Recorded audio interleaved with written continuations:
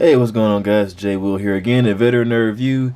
Getting ready to give you guys another figure review on the McFarlane Endless Winter Wave Batman in his snow gear.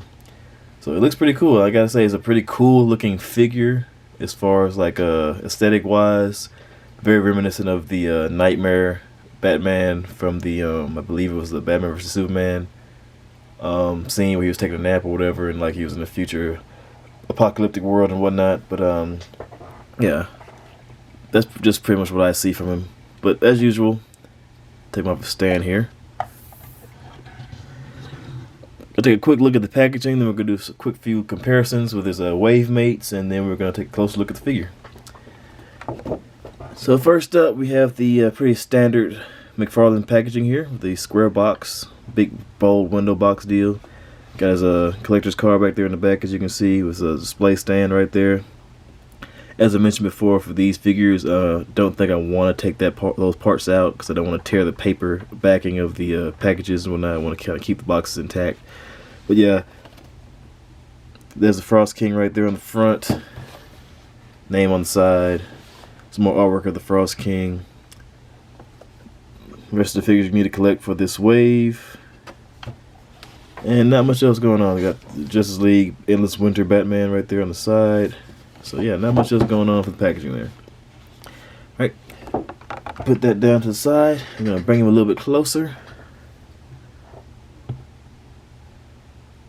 Yeah, like I said, pretty cool looking figure, I'm not going to lie. And has one very cool feature, I think, at least anyway, for this particular figure. But let's do a quick few comparisons.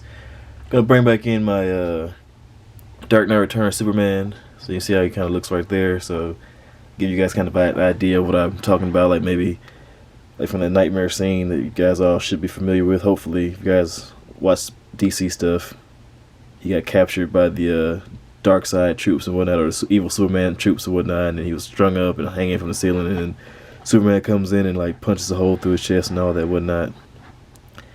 So these two look pretty good together if you want to kind of like reimagine that scene a little bit. Gonna bring in my John Stewart from the same wave, as well as my Princess Diana as well. You can see how those guys look. So these are 3 figures that I already opened from the wave. Well, 2 I've already opened, and one I'm doing a review on right now. So yeah, it's pretty good.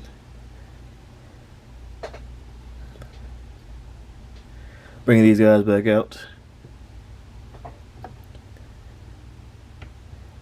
As far as accessories go, he only comes with this one little kind of like batarang deal. It has like this red disc kind of deal, or orb kind of thing in the center of it. So not much going on with that, but of course I'm always happy to get more Batman artifacts and whatnot to kind of like create an arsenal for him. Like stuff like that I collect or whatever, and try to maybe build like a display one day of Batman gear and equipment. Real quick, I just want to throw a Rebirth Batman in there too, just so you guys can kind of see what he looks like side by side with another Batman. So yeah, definitely looks like this Batman can be in this suit, like he's in a snowsuit or whatever, like he's in an Arctic climate. And as far as the Frost King Build-A-Figure, he comes with both arms for the Frost King,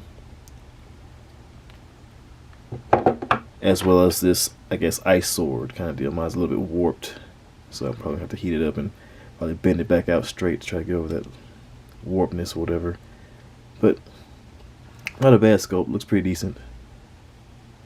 I might color the handle black maybe, or try to color it like something, you know, brownish, kind of like to denote the rope kind of texture it has wrapped around the handle right there. So yeah, just something down the line I might do. But yeah, this is all he has in the way of accessories and whatnot. So let's take a close look at the figure and see what he can do.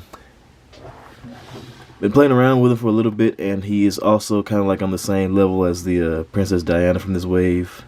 He's a bit he looks cool, but he's kind of lacking as far as articulation goes because of the big trench coat deal thing he has on. And I try to like kind of peel around or peck around the belt right here. I think the belt is kind of glued together, so I don't want to risk ripping that off and not being able to put it together. It's like with Marvel Legends stuff, a lot of times you can like take their clothing off or whatnot, undo belts and whatnot, and and pretty much display them in a different look. But I don't want to risk it with McFarlane figures because I don't want to take something off that you can't put back on.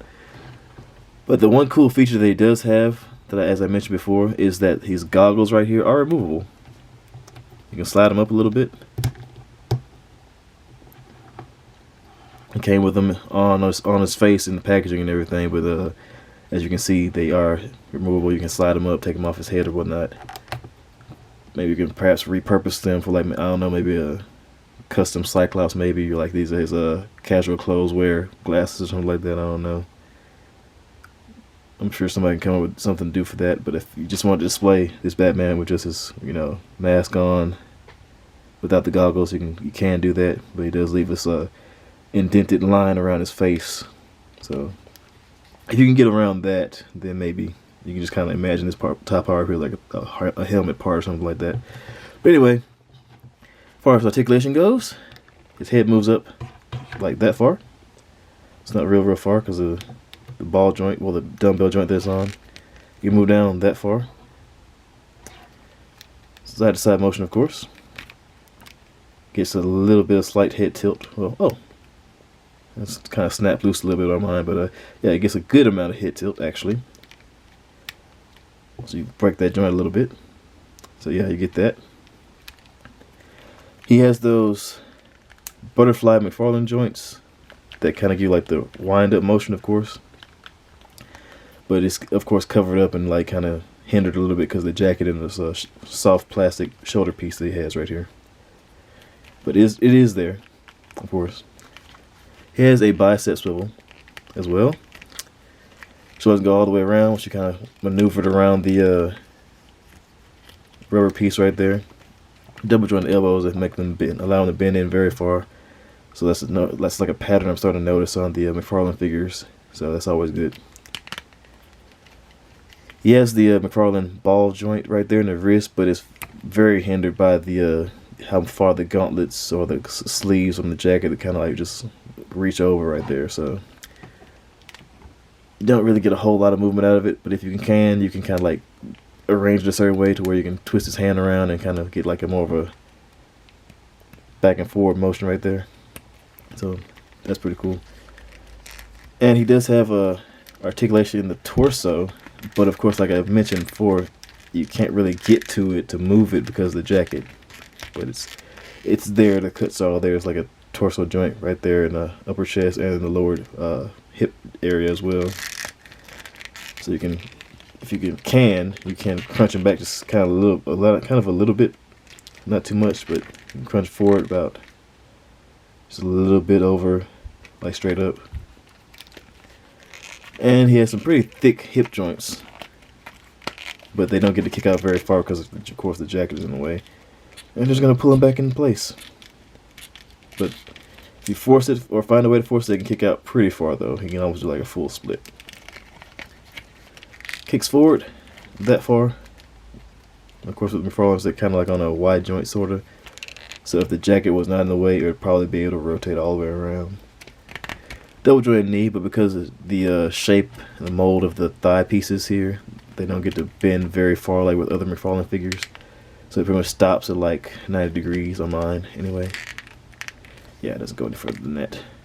That's about as far as it goes. No boot cut or anything, but it does have the McFarlane ball joints in the ankles as well. So I do kind of like those joints. It's just different for me because you can like pretty much like rotate or twist his foot all the way around and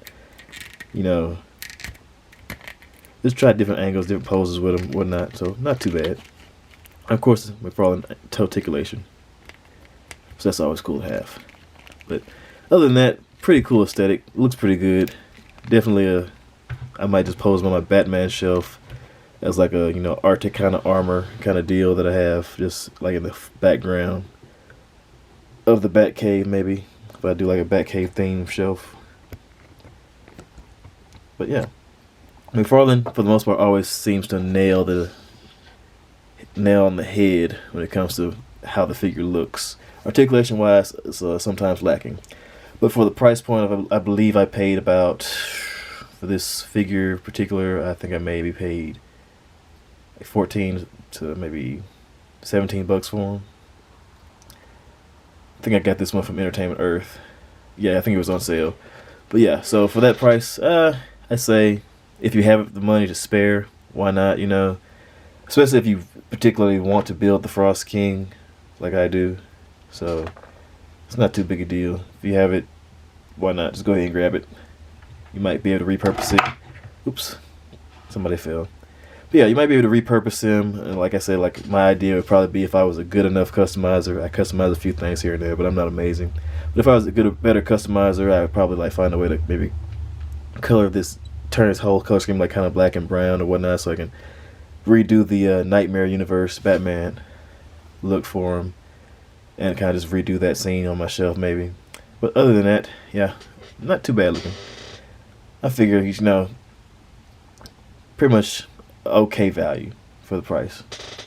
Plus you get the Build-A-Figure pieces. And as always, guys, if you like the video, hit the like button, comment, subscribe, share your thoughts. I'll be back with the final member of this wave and then the Frost King Build-A-Figure video. And as always, you guys take it easy. Later.